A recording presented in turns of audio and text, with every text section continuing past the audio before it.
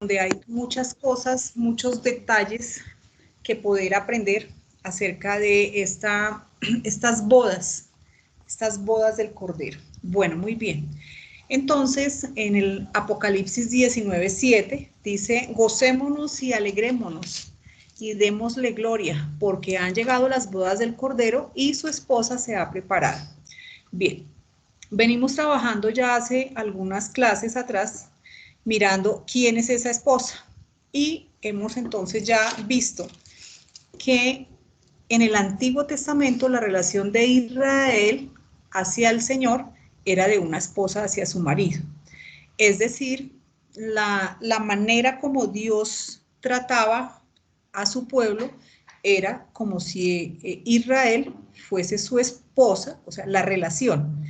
Y desafortunadamente, pues Dios sabía que esta esposa, esta mujer, era una mujer infiel porque se iba tras sus amantes, pero gracias ahora a la obra finalizada del Señor Jesucristo, finalmente, como lo vamos a ver en este capítulo 19, esa relación ya va a ser restaurada y en un futuro, efectivamente, de Israel saldrá la esposa del Cordero, de Israel va a ser esta esposa.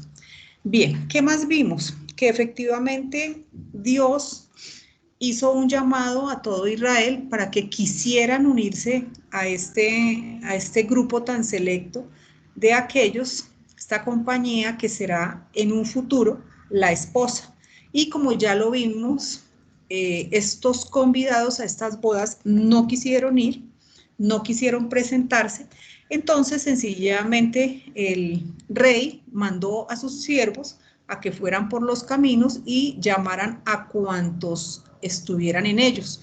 Buenos y malos llegaron a la ceremonia de las bodas y allí entonces fueron recibidos y algunos que no estaban vestidos, y ya aprendimos que este vestirse es de Cristo, fueron echados fuera, donde es el lloro y el crujir de dientes. Bien, entonces hicimos algunas consideraciones. Es muy importante que ya en este punto nosotros tengamos claro que Dios tiene distintas compañías. Dios ha hecho dentro de este Israel, ha hecho diferentes promesas a diferentes grupos y con cada grupo, con cada compañía va a tratar de una manera diferente. Entonces, en este banquete van a entrar distintos grupos de personas y allí en el banquete serán repartidas las recompensas, ya sabiendo que hay diferentes compañías y lo más importante, Dios los conoce, ¿sí? Aquellos que se han mantenido fieles, que han entrado por la puerta angosta, que han ido más allá, serán ese grupo precioso que va a ser precisamente la esposa del Cordero. Pero además de la esposa está el novio, además del novio está el amigo del novio, además está el grupo de mujeres que acompañan a la novia, que son las vírgenes, que ya vamos a ver, que son estas vírgenes necias, las vírgenes sabias, etcétera, etcétera. Todos estos grupos van a entrar al banquete y allí algunos, como ya lo vimos la clase pasada, tendrán la oportunidad de entrar sin problema y otros serán echados fuera, donde es el crujir de dientes. Bien, así que todo Israel fue llamado para que tuviera este privilegio de ser la esposa, pero no todos aceptaron este llamamiento. Entonces vamos a ver que este llamamiento de la esposa está específicamente hecho a un remanente fiel, un remanente que se negó a sí mismo hasta ir más allá y permitir ese sustituto. Bueno, algo muy importante, las bodas que se van a celebrar tienen pues una costumbre oriental y hoy vamos a ver cuáles son esos pasos que se daban para el casamiento. Así que este banquete se va a extender por todo el milenio. 1000 años serán lo que ellos van a durar celebrando y al final será consumado el matrimonio. Bien, la clase pasada nos centramos un poquito en la profundidad en estos convidados, que ya como lo he dicho, son diferentes compañías donde ellos van a entrar a este banquete. Dice en Apocalipsis 19:9, dice, y el ángel me dijo, escribe, bienaventurados los que son llamados a la cena de las bodas del Cordero. Y me dijo, estas son palabras verdaderas de Dios. Entonces, desde el puesto más alto hasta el más bajo dentro de este banquete van a ser puestos de honor. Y allí en estos puestos, cada redimido será uno con Cristo y al mismo tiempo tendrá su lugar con su entera satisfacción. No importa dónde queden, siempre y cuando queden, sea en la esfera más alta, sea en la Jerusalén celestial o sea sobre la tierra, cada creyente que logre llegar a este banquete va a quedar satisfecho con el lugar. Hemos entendido que ya no están allí las emociones de pensar que los que quedemos en los lugares más altos es porque tenemos mayores privilegios. No, al contrario, el servicio va a ser mayor. Entonces, cada uno en el puesto donde Dios, que es el que nos los va a dar, los puestos, va a quedar a su entera satisfacción. Lo importante es quedar porque allí serán dadas las recompensas. Bien, entonces, dice que estos convidados van a tener diferente rango, ¿sí? Y hay diferentes puestos comparados con efectivamente, como dice 1 Corintios 15:41, una es la gloria del sol, otra la gloria de la luna y otra la gloria de las estrellas, pues una estrella es diferente de otra en gloria. Cada uno vamos a tener un puesto. Lo importante es llegar a esta cena del Cordero. Bien, entonces leímos acerca de las vírgenes compañeras, que efectivamente ellas, algunas sabias, tomaron el aceite y lo tuvieron consigo. De ellas habían 5 prudentes y 5 insensatas.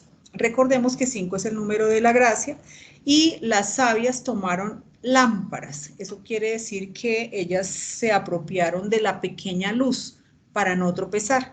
El aceite es el componente de estas lámparas, es decir, es el espíritu el que da la luz. Eso, al mismo tiempo, indica que aquellas que no se proveyeron de este aceite, lo que hicieron fue caminar por su propia prudencia. Por eso la palabra las llama insensatas. No caminaron con el Cristo. Vimos que es importante que nosotros sepamos que hoy cada uno de nosotros está corriendo una carrera y la carrera es por la recompensa. Segunda de Timoteo 2:5 dice, y también el que lucha como atleta, estamos en esa carrera, no es coronado, sino lucha legítimamente. Y una forma de referir esta ilegítimamente, o sea, la carrera se debe correr de manera legítima, pero algo ilegítimo es cuando este aceite está adulterado, es decir, cuando el hombre recibe el conocimiento de otro hombre, no el conocimiento que provee el espíritu que ya tenemos dentro. Entonces, es muy importante que nosotros sepamos que el que nos da el conocimiento y la revelación es el Espíritu Santo, no es el conocimiento que provenga de otros hombres.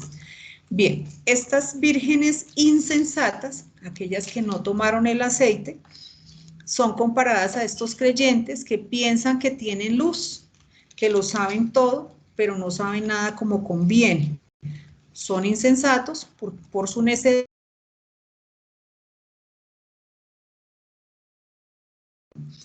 Bien, al tardarse el novio, Mateo 25:5 dice que a todas les dio sueño y se durmieron. Es decir, estas 10 vírgenes murieron, pero a medianoche se oyó un clamor, aquí está el novio y salid a recibirlo.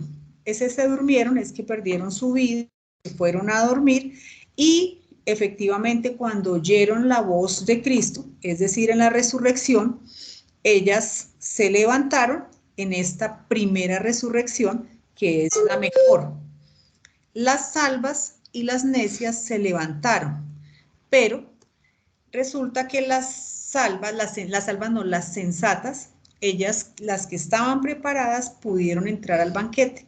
Las que no llevaron el aceite consigo, pidieron aceite de las otras, y ya les dijeron, no, porque no nos alcanza, es mejor que vayan y compren. Eso quiere decir que permitieron que no les alcanzara, no fueron hasta el fin, no se esforzaron. Es decir, las obras que se hicieron por fuera de la creación. Eso es lo más importante. Recordemos que en el Bema, el fuego del Espíritu va a quemar esa hojarasca. Quiere decir todo lo que se hizo desde la carne, no desde la nueva creación que es Cristo. Entonces, las prudentes efectivamente tomaron el aceite, es decir, permitieron que fuera Dios, quien fuera ese Cristo que Dios está formando, el que manejara, el que estuviera presente en su vida. Y ellas se negaron a sí mismas. Bien, y si hacíamos unas consideraciones muy importantes. ¿Todos los que se presentan ante el Bema van a entrar? La respuesta es no. Algunos van a ser avergonzados, y esto es porque efectivamente se han hecho obras desde la carne, y eso va a significar que se puede perder la recompensa. Dios conoce todas las cosas, y Él en este momento sabe quién se está negando a sí mismo y quién está trabajando desde la carne. Así que nosotros no tenemos que juzgar, sino ocuparnos en nuestra salvación. Bien, ¿qué se puede aprender? Que en el banquete de bodas del Cordero, Cristo va a repartir a cada uno su posición, su sitio. Recordemos que hay 3 esferas de bendición, y allí entonces será Dios quien determine, y de acuerdo al grupo o a la compañía, será Dios quien va a determinar cuál es el puesto de cada uno. Bien, entonces, hablábamos que si hay algunas vírgenes que, como ellas, voy a leerlo, dice en Mateo 5:10, y mientras ellas iban a comprar, vino el novio, y las que estaban preparadas entraron con él al banquete de bodas, y se cerró la puerta. Después vinieron también las otras vírgenes diciendo, Señor, ábrenos. Pero respondiendo él dijo, en verdad yo os digo que no os conozco. Entonces, estas vírgenes que no pudieron entrar, la pregunta es, bueno, ¿a dónde se fueron ellas? Y la respuesta es que en el banquete de bodas, efectivamente, se tiene una ubicación concreta, y es el territorio de Israel. Ese territorio que será restaurado durante el milenio. Recordemos que cuando caen las copas, la gran tribulación y todo lo que está sucediendo, al final hay un gran terremoto cual nunca ha habido en la tierra, y toda la tierra va a cambiar de forma. Esto para dar paso sobre esta misma tierra a las nuevas condiciones muy favorables que van a haber especialmente en el territorio, es decir, en Israel. Así que aquellas que no pudieron entrar no van a poder estar dentro del territorio, y entonces ellas quedarán por fuera de la recompensa, y lo más importante, ellas se convertirán en aquellos que junto con las naciones van a ser regidos con vara de hierro, aquellos que van a tributarle a Israel. Entonces, no se sabe si estos judíos van a quedar por encima de las naciones teniendo algún tipo de relación con ellos. No se sabe. Entonces, estos judíos que no alcanzaron a entrar en el banquete van a quedar junto con las naciones siendo tributarios al territorio de Israel. Bien, y es por eso que la palabra habla en varias ocasiones del lloro y el crujir de dientes, que es sencillamente el arrepentimiento por no haber hecho lo que se tenía que hacer, por perder la oportunidad de pertenecer a este grupo gobernante. Y recordemos que ellos van a ser los que van a llevar el conocimiento de Dios por la tierra, durante estos 1000 años. Así que van a tener unos privilegios maravillosos y todas estas personas que quedaron por fuera del banquete, que fueron levantados en esta primera resurrección, pero perdieron su recompensa, no van a poder disfrutar de ellos.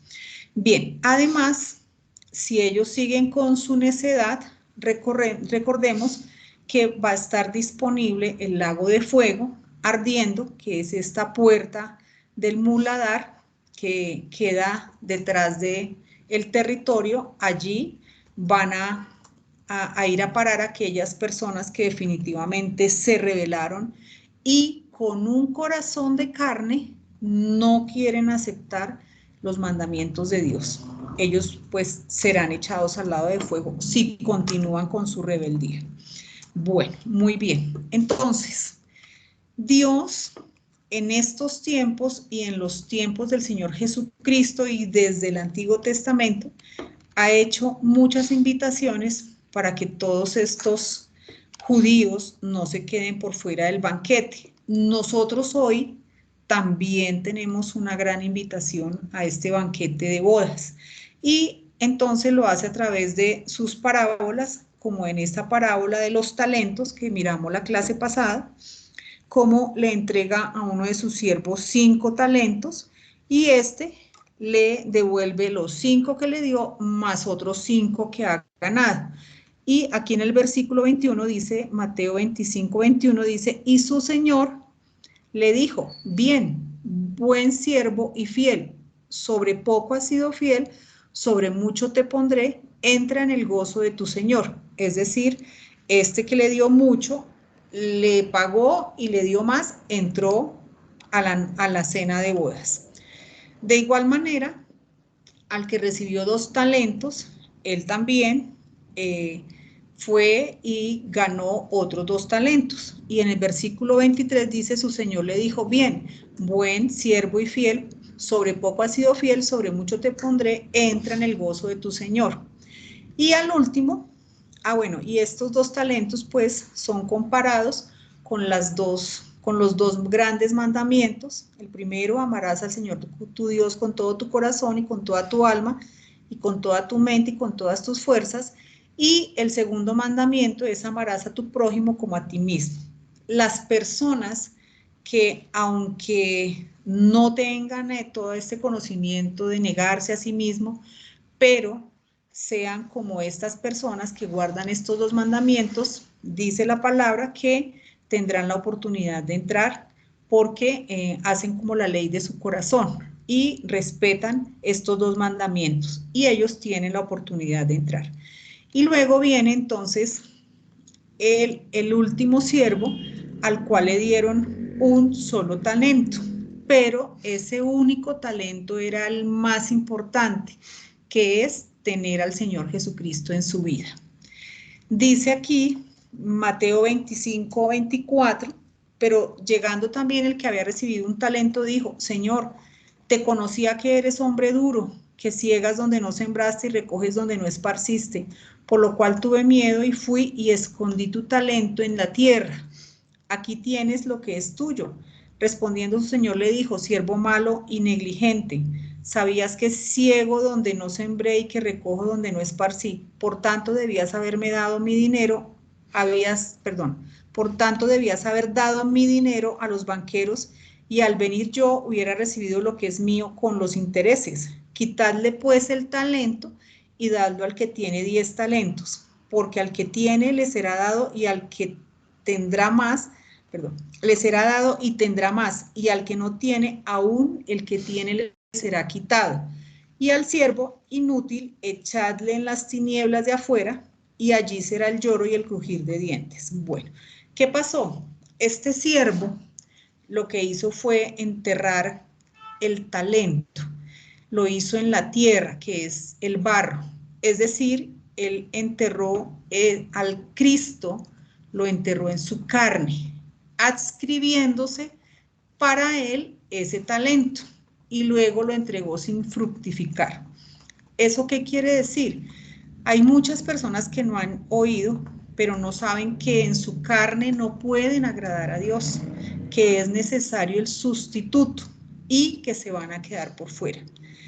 Antes nosotros también enterrábamos el talento en la carne, pues éramos como estas personas que no sabíamos que cuando obedecíamos a hombres que nos ponían bajo leyes, bajo el diezmo, bajo que traigan más personas, bueno, todo lo que ellos decían, estábamos adscribiéndonos para nosotros las cosas que son del Cristo. Entonces, es muy importante que nosotros sepamos que la relación que debemos tener con nuestro Padre es desde el Cristo, con los atributos de Él. Él es el que tiene la fortaleza, el que tiene la sabiduría, el que tiene el entendimiento.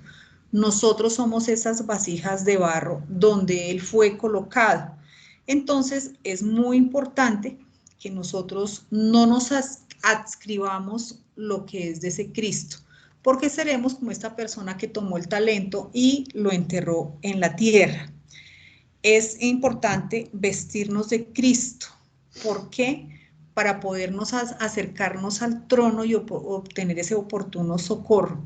Hubo algo maravilloso que dijo Juan la clase pasada, y es que cuando uno se acerque al trono de Dios, Dios vea la sangre del sacrificio de su Hijo, porque Dios no me puede ver a mí, porque si me ve a mí, Él no tiene nada que ver con la carne, pero si ve al Cristo que hay en mí y a su sangre de sacrificio, eso le es grato. En ese momento yo seré ese olor grato que es de Cristo. Entonces, así es que me puedo acercar confiadamente con ese único talento. Y aquí podemos ver efectivamente como si fuera al 30, al 60 y al 100. A uno le dieron un talento, al otro 2 y al otro 5. Y Dios sabe qué le entregó a cada uno y cada uno pues mirará qué le entrega al Padre. Entonces, todas estas cosas, todos estos avisos son importantes tenerlos en cuenta. Bien, entonces, aquí pues las observaciones importantes, siempre hemos de reconocernos débiles para podernos vestir de Cristo, saber que necesitamos vestirnos de ese Cristo porque en nosotros no hay nada bueno. ¿Qué más?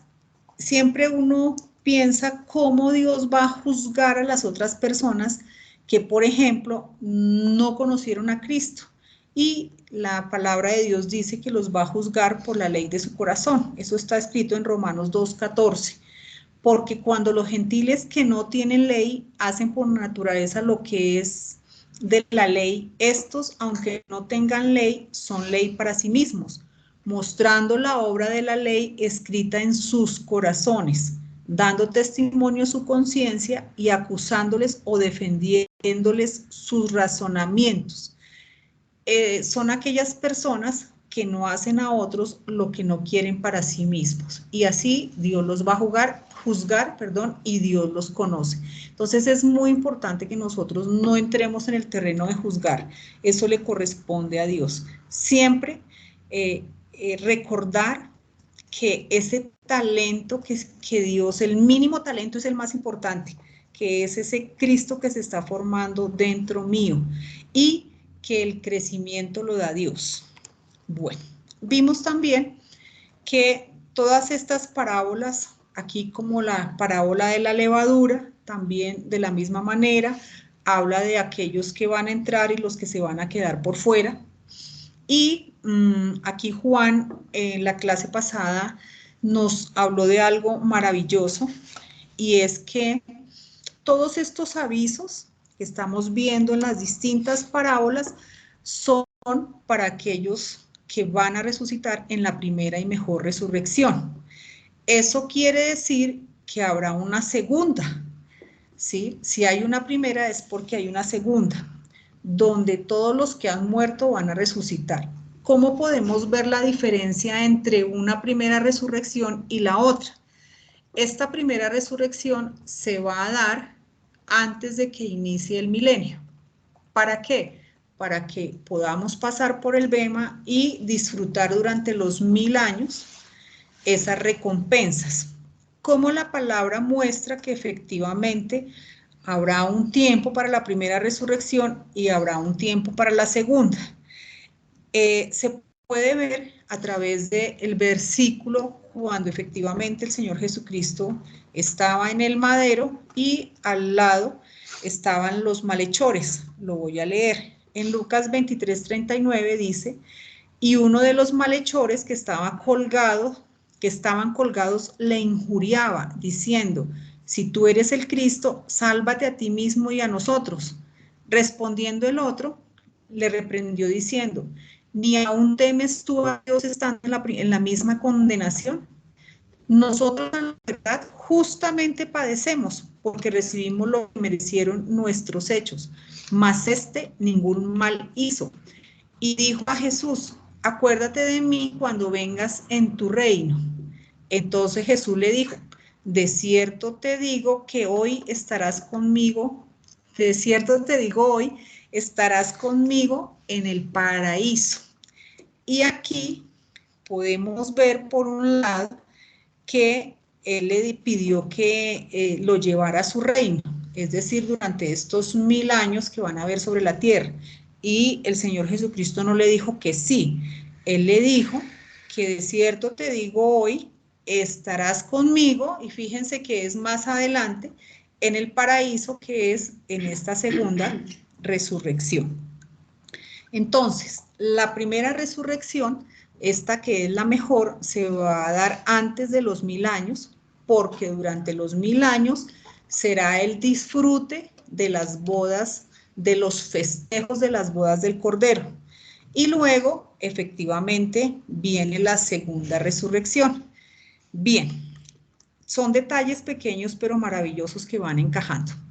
Bien, habrá otros convidados y en este caso, estos convidados van a ser también las naciones, que algunas efectivamente van a entrar y otros se van a quedar por fuera del territorio. Vamos a mirar en Mateo 25:32. Mateo 25:32 dice, y serán reunidas delante de él todas las naciones, y apartándolos unos de los otros, como aparta el pastor las ovejas de los cabritos, y pondrá las ovejas a su derecha y los cabritos a su izquierda.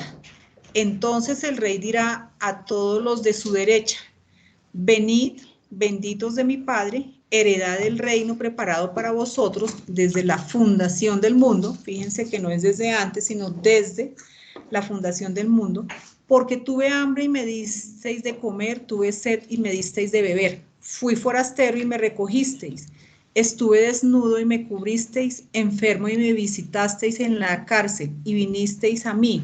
Entonces los justos le responderán diciendo, Señor, ¿cuándo te vimos hambriento y te sustentamos, o sediento y te dimos de beber? ¿Y cuándo te vimos forastero y te recogimos, o desnudo y te cubrimos? ¿O cuándo te vimos enfermo o en la cárcel y vinimos a ti? Y respondiendo el rey les dirá, de cierto os digo que en cuanto lo hiciste a uno de estos mis hermanos más pequeños, a mí lo hicisteis. Bien, las recompensas que se van a dar en el Bema para estas naciones que también van a ser convidadas a las bodas dependerán de la obediencia al segundo mandamiento con el pueblo judío en medio de la persecución del final de los tiempos. Recordemos que durante el tiempo de la gran tribulación, el pueblo de Israel va a ser perseguido efectivamente por el mismo Satanás, por el anticristo y por todos aquellos que les quieren hacer mal. Estas personas que los acojan, que los ayuden, que les den la mano, efectivamente, ellos van a pasar también como convidados a las bodas. Y aquellos que, vamos a ver, que no lo hicieron, que están en la segunda parte, Mateo 25:41 dice, entonces dirá también a los de la izquierda, apartaos de mí, malditos, al fuego eterno preparado para el diablo y sus ángeles, porque tuve hambre y no me disteis de comer, tuve sed y no me diste de beber, etcétera, etcétera. Entonces ellos también le preguntan, bueno, ¿cuándo hicimos esto? Versículo 45, cuando le responderá diciendo, de cierto os digo que en cuanto no lo hiciste a uno de estos más pequeños, tampoco a mí lo hicisteis. e irán estos al castigo eterno y los justos a la vida eterna. Recordemos estas palabras eternas, eterna es la vida aionian, o sea, la vida duradera que es durante el milenio. Bien, los de la izquierda van a ocupar una posición más baja, es decir, ellos van a estar dentro de el banquete de bodas, ¿sí? Ubicados en una posición más baja. Pero aquí les hacen una advertencia, solo serán echados al fuego que arde. Recordemos ese fuego que está en la puerta del muladar, si persisten en pecar. Porque cuando uno lee este relato, Juan nos lo había explicado, uno se imagina que van a ser echados al lago de fuego. No, porque recordemos de este milenio, los que son, es decir, estas naciones que les permitieron pasar, ellos fueron perdonados. Y Dios también les cambió a ellos el corazón. Así que lo que ellos tienen que hacer es reconocer los privilegios que Dios les está ofreciendo y no pecar más. Pero si ellos persisten, efectivamente van a ser echados al lago de fuego. Entonces hay que ir diferenciando porque cada vez que uno lee todo esto del fuego eterno, se imagina, no. Recordemos que la palabra eterno es la palabra aionian, la vida duradera, que es durante este tiempo de los 1000 años. El hecho de que ellos sean convidados significa que van a entrar a este banquete y son un grupo, es decir, van a estar durante esos 1000 años dentro de las naciones que fueron perdonadas. De alguna forma son premiados porque fueron o serán perdonados, Dios les va a cambiar el corazón, pero pues no van a estar dentro del territorio, porque ellos van a ser las naciones a las cuales los de Israel les van a enseñar quién es Dios.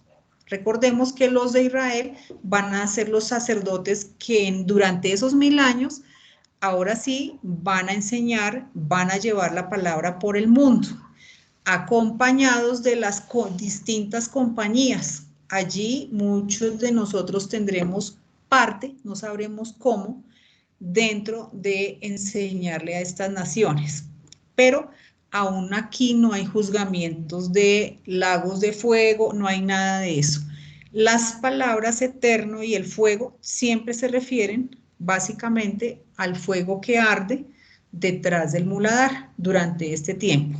Bueno, bien, habíamos dicho que nosotros también efectivamente hemos de estar convidados a este banquete de bodas, pero nuestro puesto no va a estar como ni la esposa ni dentro del territorio, va a ser desde arriba en los lugares celestiales, reinando con Cristo desde la parte más alta. Sin embargo, mientras nos dan nuestro sitio a cada uno, la palabra dice que nosotros hemos de ocupar el último lugar. Está en Lucas 14:8. Dice, cuando fueres convidado por alguno a bodas, no te sientes en el primer lugar, no sea que otro más distinguido que tú esté convidado por él, y viniendo el que te convidó a ti y a él te diga, da lugar a este, y entonces comiences con vergüenza a ocupar el último lugar.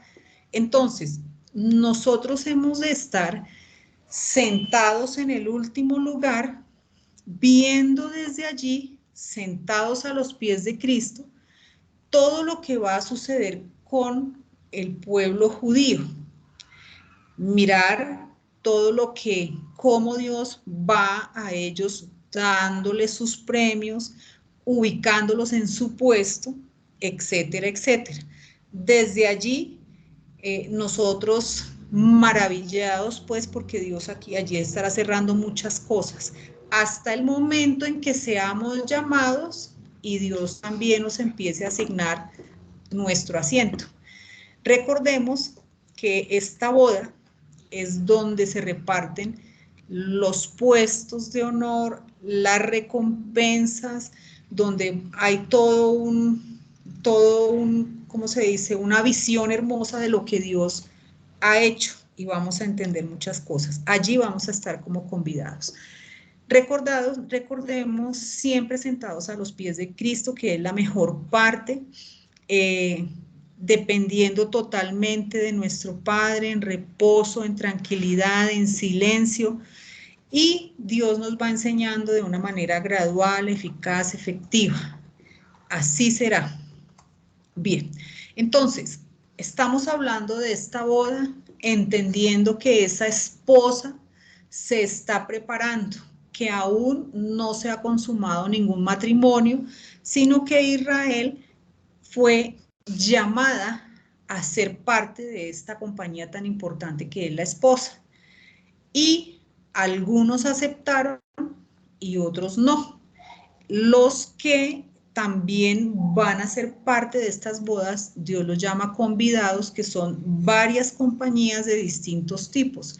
Y hasta aquí Dios nos muestra cómo durante todas las profecías del Antiguo Testamento y el mismo Señor Jesucristo con parábolas les invitaba a ser parte de este reino de Dios, para que no se perdieran las bodas o algunos fueran efectivamente parte de la esposa. Bien, ahora es muy importante que nosotros sepamos que como estamos hablando de una boda, en la cultura oriental, una boda no es como nosotros acá entendemos lo que es una boda, sino que ellos tienen distintos pasos y Dios toma estos mismos pasos efectivamente para celebrar las bodas de su hijo. Bien, entonces miremos, aquí esta información fue sacada del libro Usos y Costumbres de las Tierras Bíblicas. Entonces allí básicamente se habla de cómo era, qué se hacía. Básicamente tenían unos pasos específicos. Primero era escoger la esposa, que era prerrogativa básicamente de los padres. Y la pregunta es, ¿por qué los padres? Bien, porque los padres básicamente tenían que mirar si la novia que iba a pertenecer ahora a la familia le convendría o no. Y vamos a mirar poco a poco por qué. Hay evidencia de que al menos el hijo o la hija debían ser consultados en algunos casos, en otros no, en otros sencillamente los padres según la conveniencia, y ya vamos a ver por qué esa palabra que no es una conveniencia malsana, sino ya vamos a mirar por qué los padres escogían y en algunos casos les consultaban. Entonces, por ejemplo, habla de Rebeca, se le preguntó si deseaba ir para ser la esposa de Isaac. A ella se le consultó, en otros casos no. Los padres escogían. Bien, entonces aquí nos tenemos que ir un poquito a la cultura oriental, básicamente entender que ellos eran creyentes, personas que conocían la palabra y por supuesto que amaban a Dios y Dios también los amaba a ellos. Cuando estos padres elegían entre las jóvenes que podrían ser la que fuera su nuera, la que fuera la escogida para su hijo, lo hacían en oración, lo hacían teniendo en cuenta lo que Dios les mostraba, ¿sí? Y aquí hay una parte muy importante. Para el oriental, a diferencia de nuestra parte occidental, el amor era después del matrimonio. Nosotros en nuestra cultura occidental, perdón, siempre nos enamoramos primero y luego viene el matrimonio. Allí era el contrario, ¿sí? Primero se daba la escogencia y ellos tenían la certeza que una vez se unieran como dos personas que Dios sabía que se iban a entender, que había detrás oración, ellos se iban a amar. pasajes en la palabra de Dios, efectivamente, como Rebeca e Isaac, ellos pues fueron una pareja que se amaron, ¿sí? Entonces, la pareja se amará porque Dios fue quien los escogió el uno para el otro, a través de la oración de los padres y de los que intervinieron, en algunos casos también las hermanas del novio, etcétera, etcétera. Bien, en otras palabras, la idea común oriental es que el amor viene después del matrimonio. Cuando Isaac y Rebeca se unieron en matrimonio, nunca se habían visto antes. Bien, el criterio oriental sobre el matrimonio no era tanto sobre el amor y el romance, que es lo que nosotros en nuestra mente occidental tenemos, que debe haber romance, debe haber química, debe haber todo este tipo de componentes. Ellos no. Para ellos el matrimonio primero era una cuestión de supervivencia. Recordemos que los tiempos de ellos eran totalmente diferentes a los nuestros. Ellos moraban en desiertos, moraban en circunstancias difíciles, aparte, diferentes a las nuestras. Además, no involucraba simplemente a la pareja, sino que las familias se unían en apoyo mutuo, es decir, entre ellos se fortalecían como clanes familiares. No era solamente que la pareja se unía de matrimonio y se iban a vivir solos, no. Eso es muy de Occidente.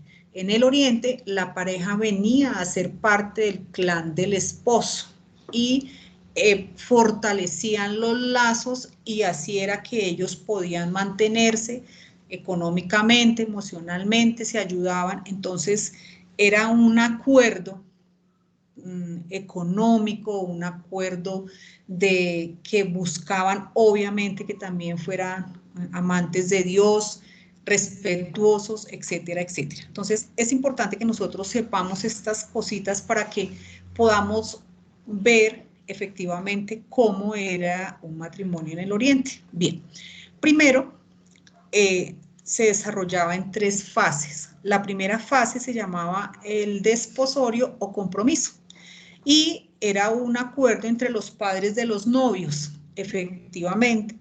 Generalmente ocurría cuando los novios eran jóvenes, niños inclusive. En ese momento se pagaba la dote acordada. Entonces, aquí viene la parte de la dote.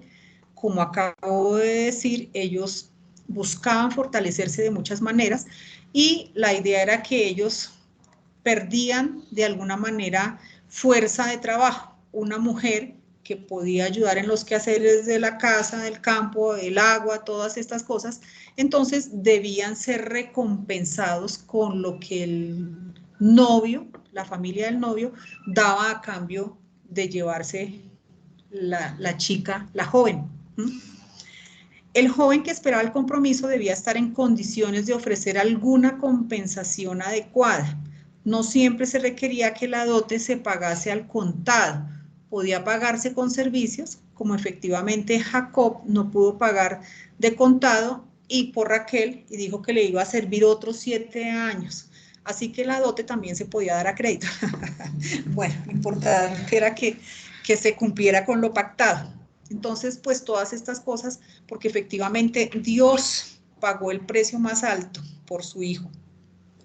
Bien, luego viene una segunda fase, que es, después de un periodo de varios años, llega la presentación, cuando debían iniciar las festividades del matrimonio y era tiempo de ir por la novia. El novio se vestía de rey, tanto como le fuera posible. Si era rico, llevaba una corona de oro, si no, sería una guirnalda de flores recién cortadas. Sus vestidos eran perfumados con incienso y mirra, su cinto era de seda de brillantes colores y sandalias adornadas con listones. El vestido de la novia era un asunto muy costoso y primoroso, mucho. Era ataviada con piedras preciosas y joyas de la familia que había heredado de sus generaciones pasadas. O sea, ese día ella iba engalanada totalmente. Y aquellas vírgenes, aquellas jóvenes que eran pobres, pues pedían prestado a sus amigas para adornarse igual. Así que era algo muy bello que cuando empezaban las festividades, el novio, acompañado de sus amigos, se dirigían a la casa de la prometida. La novia dejaba la casa de su padre adornada, perfumada y con una corona en su cabeza. El novio recibe a la novia, que junto con sus damas son llevadas a la casa del novio, donde celebrará la ceremonia, y le sigue una gran procesión por todo el camino hasta la casa. Era todo un ritual. Entonces, aquí, por ejemplo, es importante entender cuando María y José, ellos desde niños se habían prometido, ¿sí? Y durante este tiempo, entre la promesa, que era el compromiso, y la segunda fase, fue que María quedó embarazada del Señor Jesucristo, ¿sí? Pero ellos ya habían sido prometidos desde niños. Bien, y viene la última fase, que es en sí ya la ceremonia. Llegan las festividades donde se realiza la ceremonia y se hace el intercambio de votos, viene el banquete, donde los convidados disfrutan de todas las cosas que se han preparado con anterioridad, con cuidado, con esmero. Allí se pronuncian las bendiciones de los parientes y amigos. Durante la comida prevalecía la jovialidad y se esperaba que los invitados exaltaran a la novia, mejor dicho, la parte genial. Después de terminada la fiesta, el esposo era escoltado por sus amigos al lugar donde su esposa había sido conducida previamente y allí se consumaba el matrimonio. Primero era el banquete y luego se iba a la consumación en sí del matrimonio. Bien, entonces, es muy importante que nosotros tengamos en cuenta estos pasos para que también sepamos que efectivamente Dios respetó los mismos pasos para poder realizar la boda de su hijo, del Cordero. Bien, último aspecto que vamos a mirar para poder ir juntando todos estos elementos de la boda es que debemos tener claro que en la palabra de Dios, en las Escrituras, hay 3 esferas de bendición. Recordemos que en una de las esferas está la novia. Entonces, hay 3 esferas. Bien, la figura de una esposa está guardada en la Escritura para el pueblo de Israel, como ya lo vimos, y para aquellos que sean benditos a través de y con Israel. Entonces, Israel toda es la figura de la esposa. Para ver la relación entre el contexto, entre la novia y la esposa, hay que recordar los 3 distintos grupos de compañías y sus llamamientos revelados en la Escritura. Es muy importante, no es lo mismo tener una esposa que tener una novia, ¿cierto? Hay una diferencia. Para poder entender esta diferencia, tenemos que ir a estos 3 grupos de la Escritura, estas 3 compañías, y poder ver que cada grupo, una es la esposa, otra es la novia, y vamos a ver por qué. Bien, entonces tenemos que en la palabra de Dios hay 3 tipos de promesas. Está promesa para la Israel celestial, para la Israel terrenal y para el cuerpo de Cristo que somos nosotros. Cada uno encierra una promesa particular y la palabra no las confunde, la palabra es muy clara en esto. Bien, arrancamos con la Israel terrenal y recordemos que todo inicia cuando Israel es elegido entre las naciones para bendición en el territorio. La figura empleada para esta esfera, que es Israel terrenal, es la esposa. Entonces, como ya lo hemos dicho, la relación que había en el Antiguo Testamento era de esposa. El destino de Israel será el de un reino de sacerdotes, con Jerusalén como el centro de administración de la tierra. Entonces, el Israel terrenal va a ser acá mismo en el territorio, pero restaurado, ¿sí? Sobre la tierra. Esto está registrado en Deuteronomio 14:2.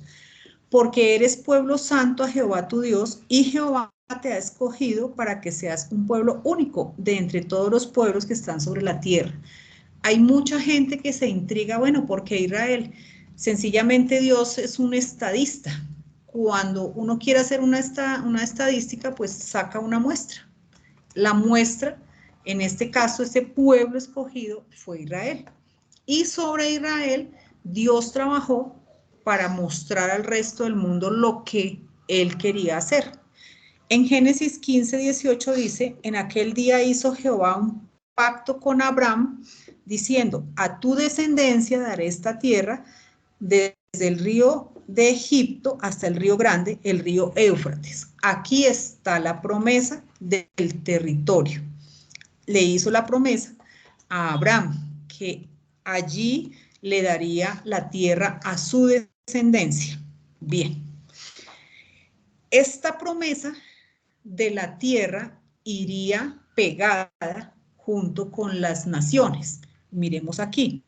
Dice en Génesis 26:4, dice, multiplicaré tu descendencia como las estrellas del cielo y daré a tu descendencia todas estas tierras. Y todas las naciones de la tierra serán benditas en tu simiente. Entonces, aquellas naciones que estábamos hablando ahorita, que pasen por la gran tribulación, que lleguen al milenio, que son perdonadas y que Dios les cambie el corazón, son estas naciones que están hablando aquí, las que están también adheridas a la promesa del Israel terrenal. Gálatas 3:8. Y la Escritura, previendo que Dios había de justificar por la fe a los gentiles, dio de antemano la buena a Abraham, diciendo, en ti serán benditas todas las naciones. Y aquí hay una promesa también para aquellos que son los mansos, efectivamente, ellos también van a heredar la tierra. Y fíjense que este es otro grupo, porque aquí es muy específico, son aquellos que son los mansos. Salmos 37:11, pero los mansos heredarán la tierra y se recrearán con abundancia de paz. Bien, listo. Aquí está el primer grupo, que son aquellos que van a quedar al final, como Dios les prometió, sobre la tierra, y junto con ellos las naciones que sean perdonadas, que se adhieran a las promesas de Israel. Bien, viene la segunda, que es la Israel celestial. En Génesis 22:17 dice, de cierto te bendeciré y multiplicaré tu descendencia como las estrellas del cielo. Unas son las que están arriba y como la arena que está en la orilla del mar. La arena, esas son aquellos que van a ser la Israel terrenal. Y tu descendencia poseerá las puertas de sus enemigos. Hebreos 11:12.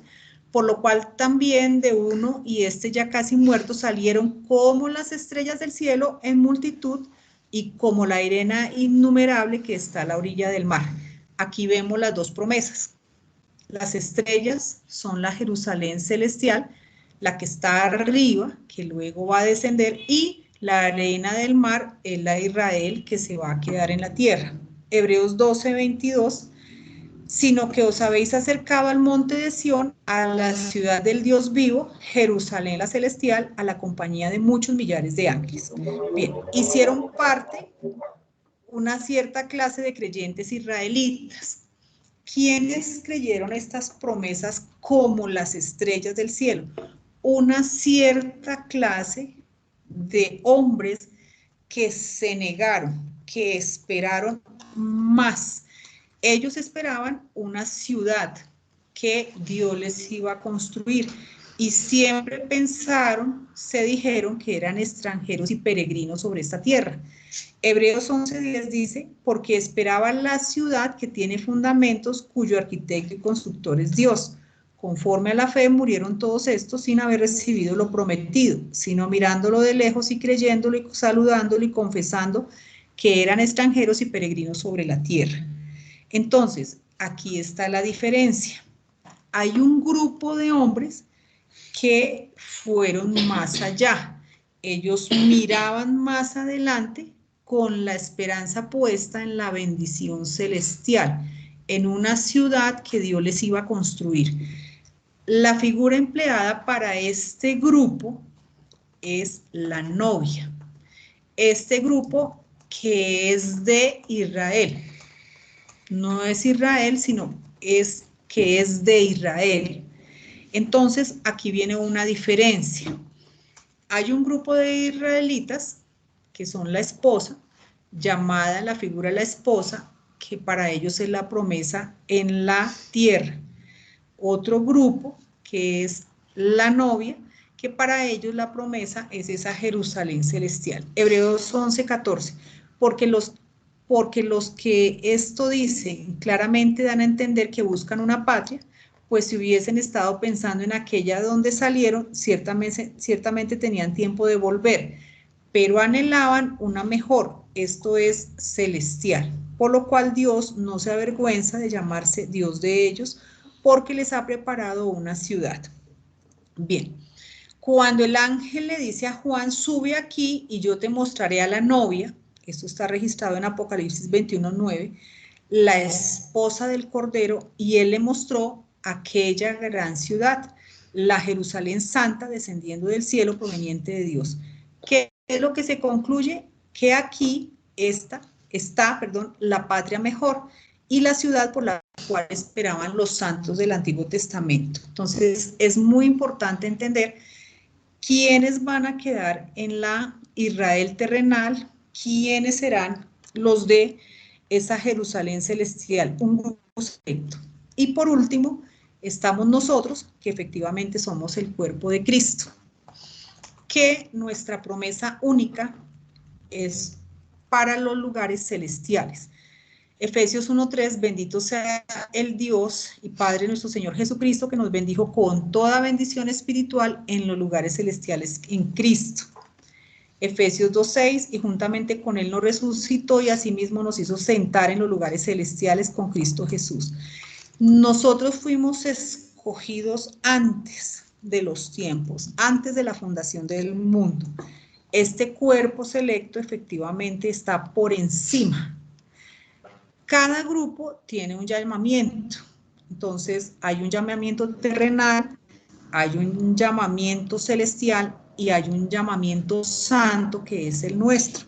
Nosotros pertenecemos al más alto, al que Dios tenía guardado, al del misterio. Entonces, hemos de saber que estas tres esferas de bendición son muy importantes a la hora de entender lo que va a suceder en el milenio, ¿sí? Allí estarán reunidos todos los que van a entrar a las bodas del Cordero y Dios va a repartir los puestos de cada uno según las promesas que haya dado a cada grupo.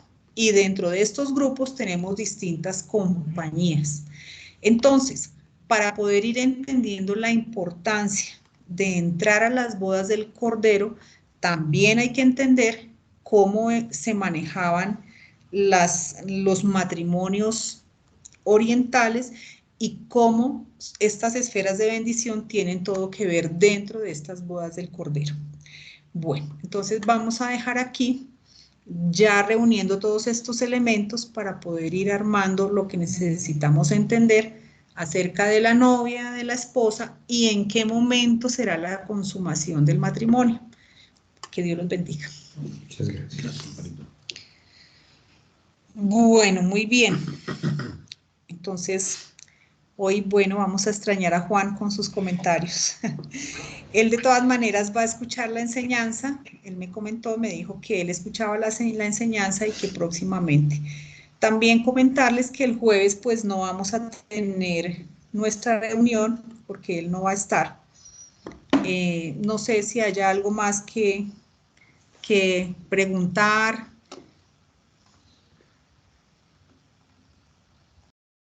O ya podemos cerrar con una oración.